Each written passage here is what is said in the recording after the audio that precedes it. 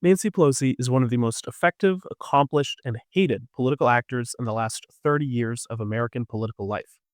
Her influence made possible a huge number of seemingly impossible legislative feats. She's a fundraising juggernaut and an insider trading legend. But most of all, she is, in my opinion, the most effective legislator the Democratic Party has had since Lyndon B. Johnson, and a key reason why some large percentage of the viewing audience has clean air, healthcare, and electric vehicles. She is also the chief architect of the most audacious and important electoral Hail Marys of the last 2 decades. For those who don't know, Nancy Pelosi is a Democrat and was Speaker of the House of Representatives for 20 years. The American legislature is made up of two chambers, the slow and prestigious Senate and the insane freak show we call the House of Representatives. Because members of the House are up for election every 2 years, they are insane people. The huge number of members means that each representative must claw out of the crab bucket for any little bit of notoriety, and members have to have gimmicks and grandstand and pick fights for seemingly no reason if they want to get any attention at all. The lack of power of any individual member leads to high churn on the lower end and the accumulation of extreme power to committee chairs and members of leadership.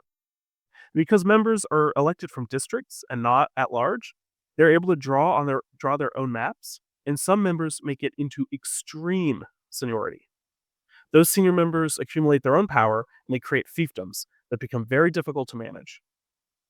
Managing the chaos is perennially difficult.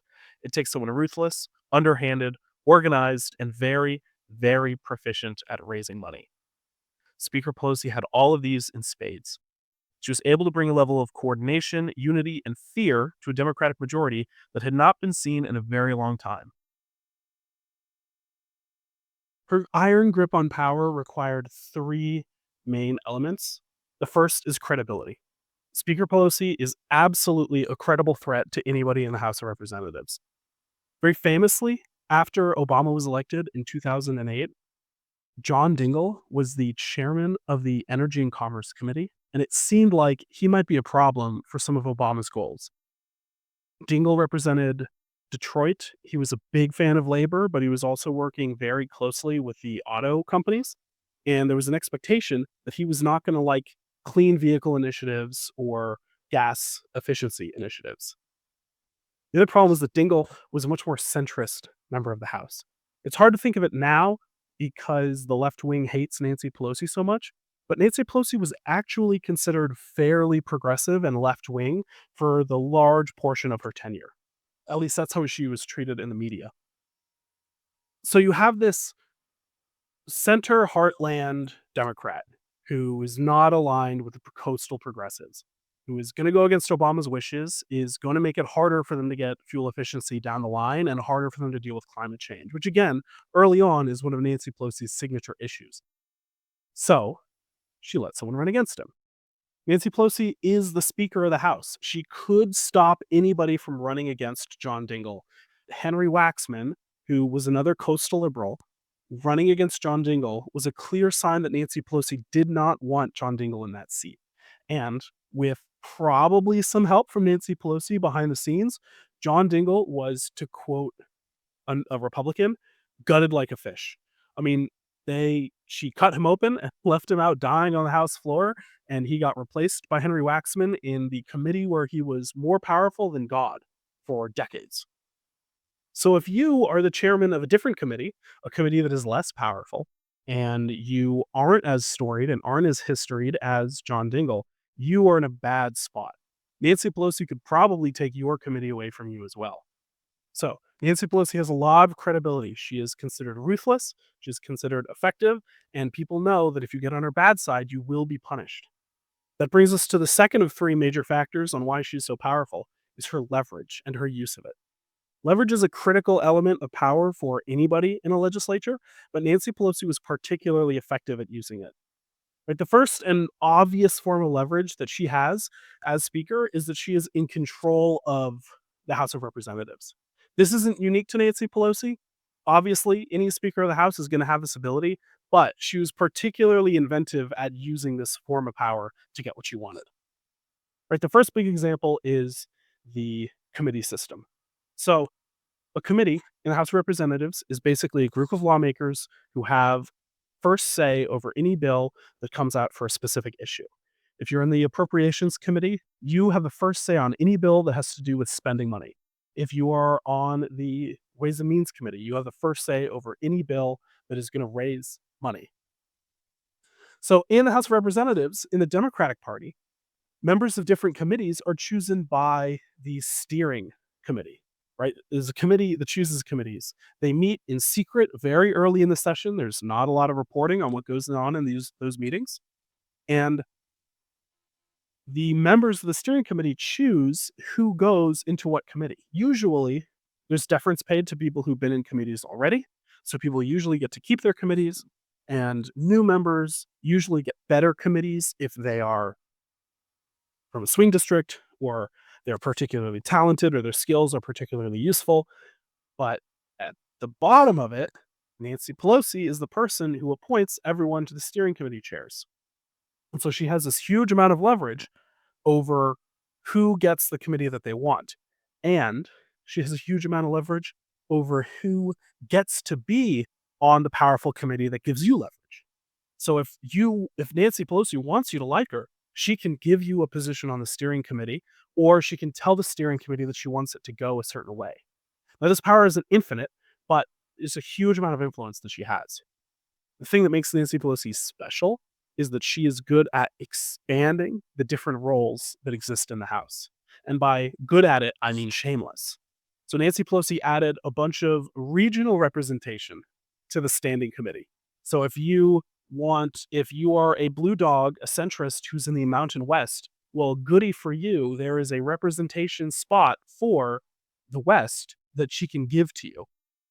If you are a young member who thinks that we should have younger representation and that we shouldn't have a bunch of old people running the show, and you ran a campaign saying that old people are bad, well, I have great news. Nancy Pelosi can get you on her side by giving you the freshman representative spot that only goes to a freshman, or the sophomore representative spot that only goes to sophomores.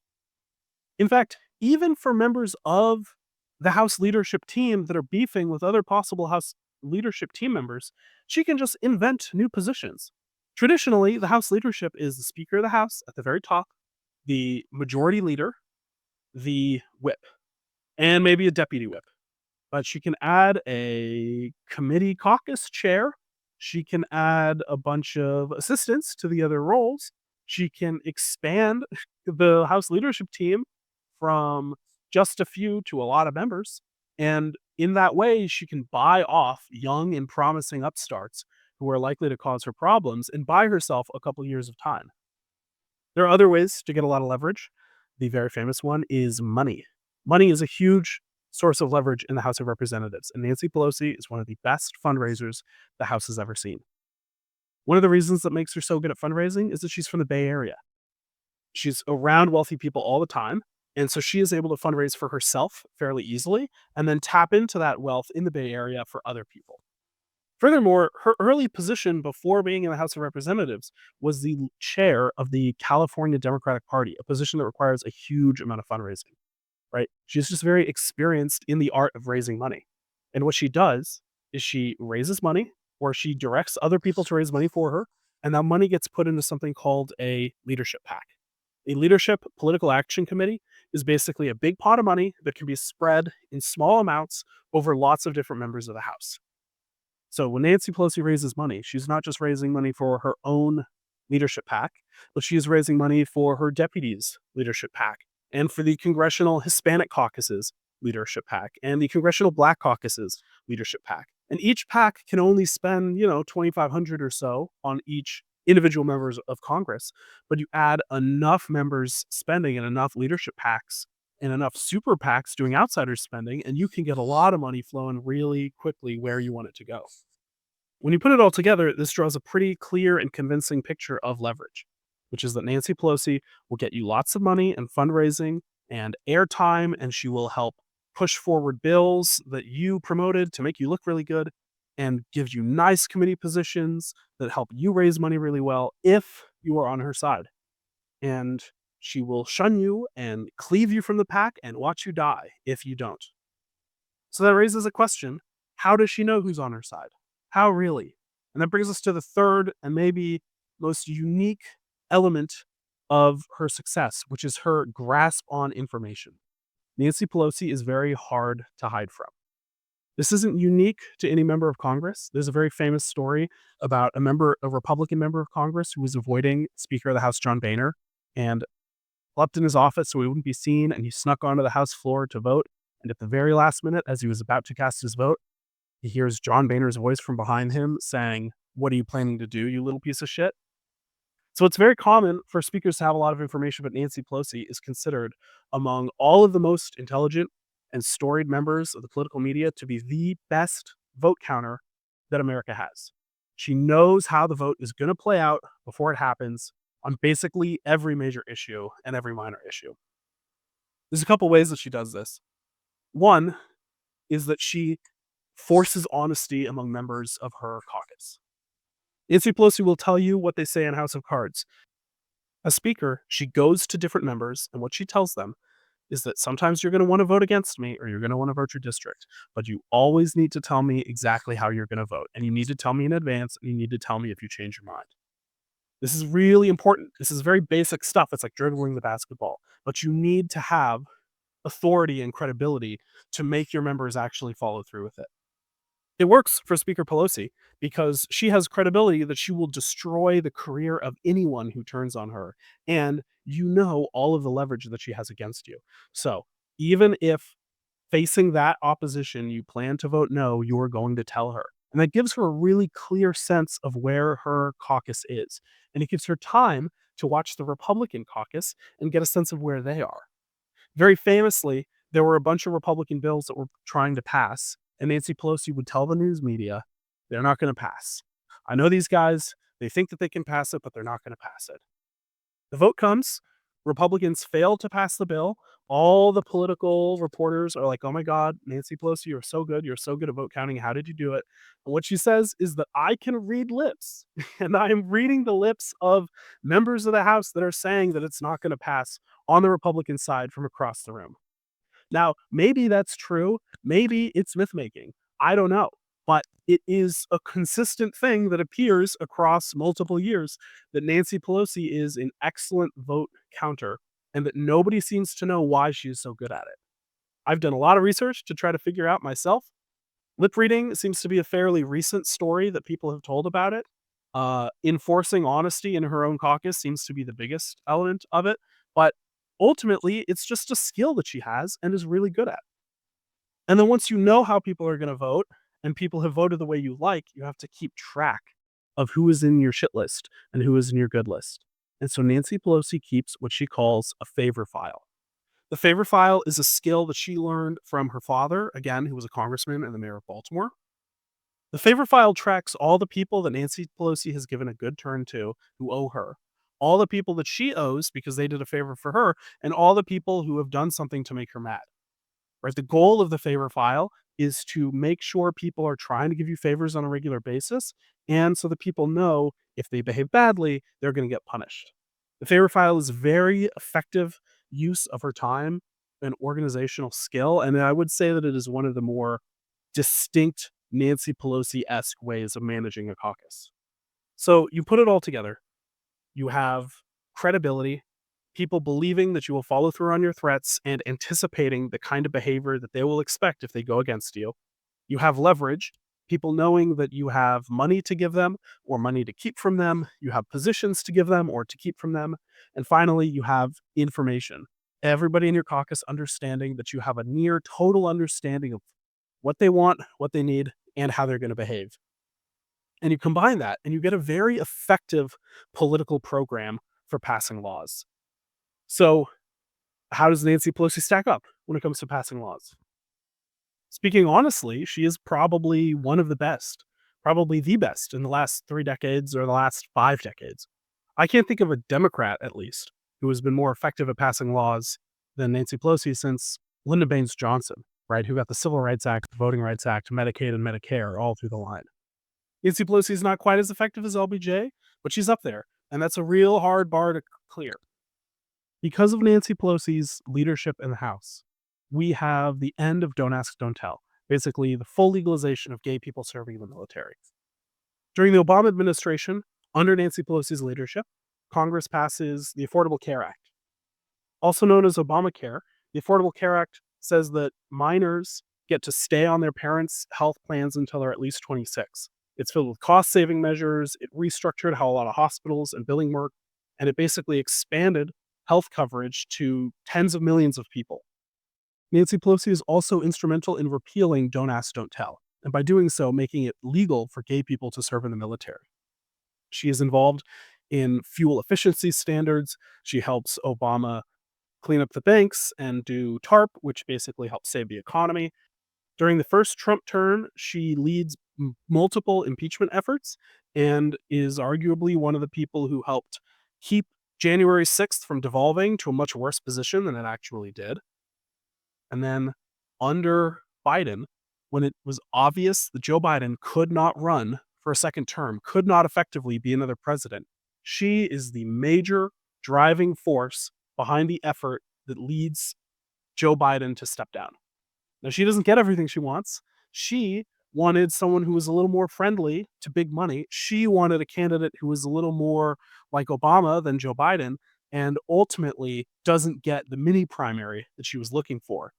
But if it wasn't for Nancy Pelosi, it is possible that Joe Biden would not have stepped down or would have stepped down much later. And the result of that, I think, would have been a monumental blowout of the Democratic Party, not just in the presidential side, but in the Senate and the House, and would have led to much worse outcomes where the Republican Party is much more capable of passing their own platform. As it stands, the Republicans have a totally ineffectual House Speaker, which is exactly what they wanted. They have basically no legislative platform, no legislative priorities. All they wanted to do was pass some tax cuts and keep Doge on the line.